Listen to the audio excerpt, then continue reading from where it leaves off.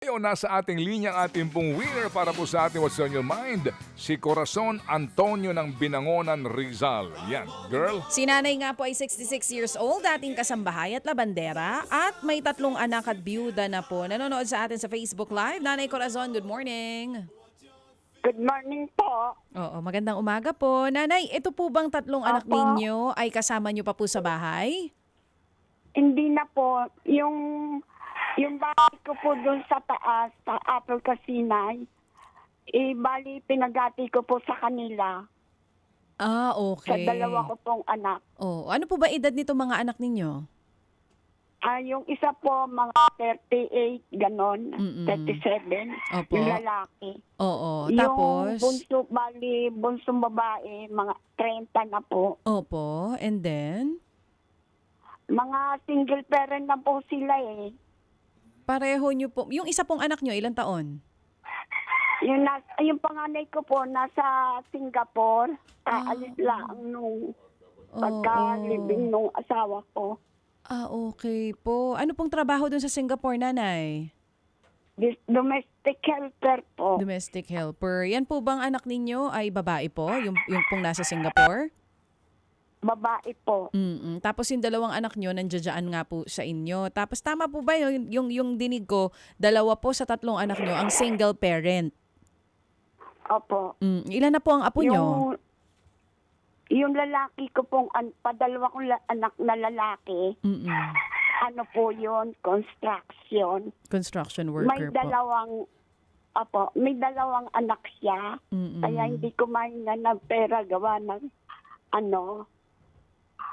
dalawa po college niya. Yung panganay, 3rd year college. Mm-mm. Yung padalawa po, 2nd year college. Sige po. Tapos yung bunso ko naman babae ay sa sales lady po siya sa bakery yun anak? Garden niya. Diyan sa Mikainta. Opo. Sige po. May anak po siyang isa. Gano'n na po? Oo, may grade- anak pong isa. grade 6. Grade 6 naman po. So, 3 na po ang apo nyo? Madami. Dahil itong panganay ko, nasa domestic helper, po ang anak nito, 4. Mm-mm. Yung isa po, yung panganay, may asawa na. Sige po. Yung 3, nag-aaral po, isang 2nd year college, isang grade 12, at saka isang grade 8. Opo. Sige. Nanay, kung sakali po, saan nyo po planong gamitin yung 2,000 piso na ibibigay po ng Happy Anonymous natin? Ibibili ko po ng gamot ko sa mata. Na naman po siya, mata na naman. Ano pong umaatake sa mata nyo? Glaucoma po sakit ko, ma'am. Ah, okay. Po, glaucoma. So, magpapacheck up po kayo at bibili rin kayo ng gamot. Doon nyo po dadalhin yung 2,000. Opo. Oo. Sino po nagbibigay ng panggamot ninyo tsaka pangkain nyo rin, nanay, kapag hindi po kayo nakakapaglabada? Katulad ngayon po, gipit yung anak ko sa Singapore, nangungutang po siya doon.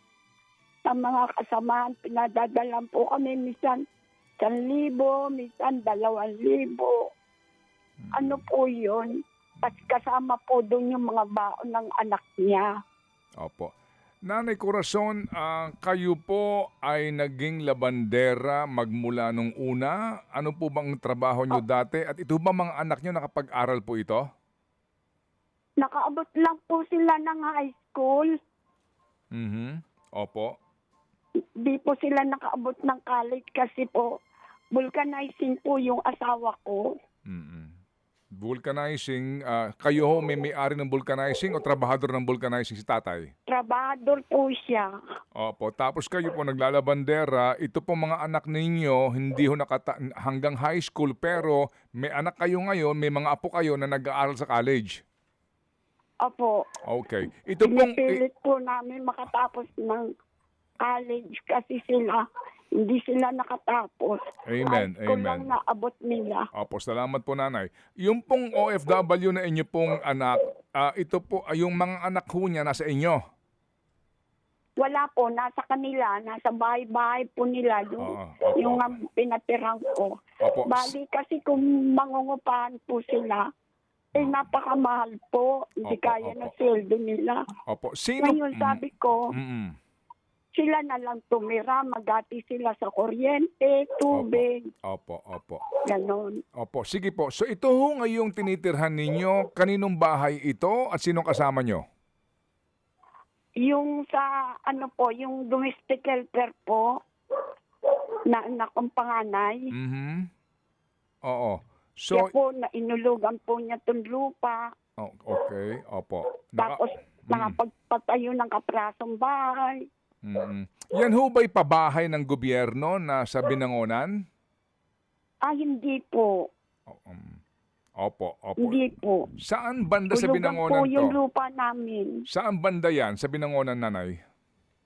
Dito kami sa, sa Oak Street, Upper Casinay, Darangan, Alawaan, Binangonan, Rizal. Okay, sige. So nanay, kailangan nyo ho ng gamot para sa inyong glaucoma.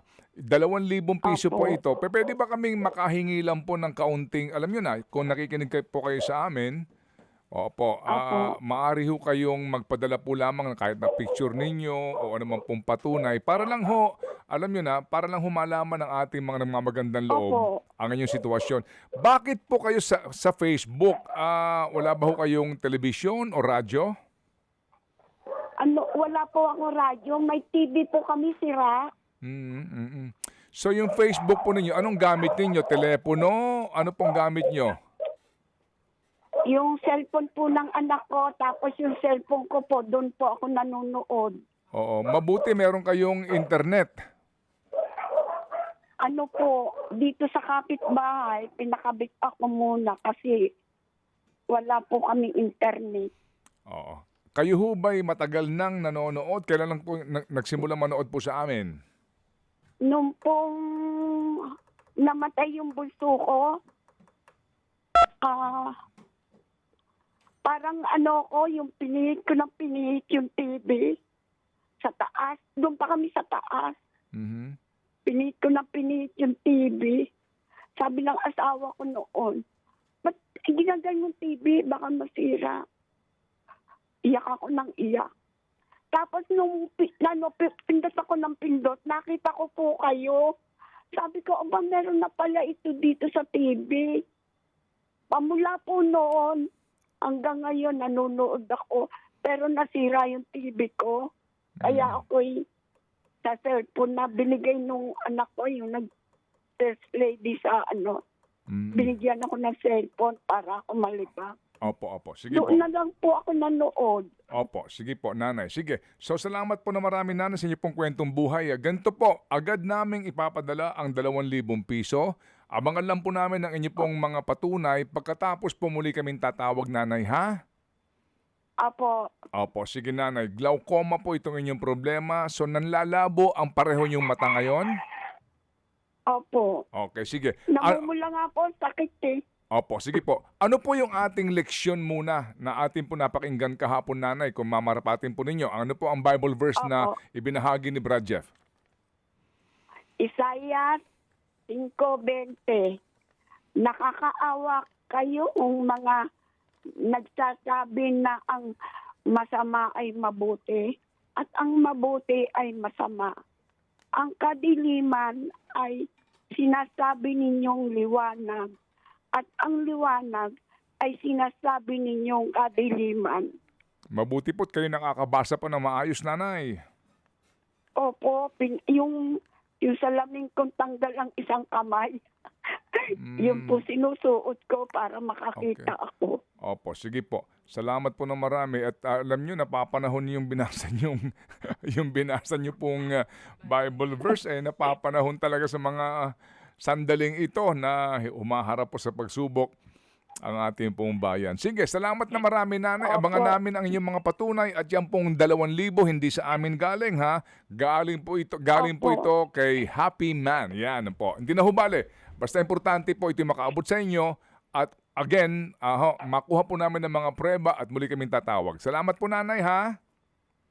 Opo. Opo. Sige. Salamat po din.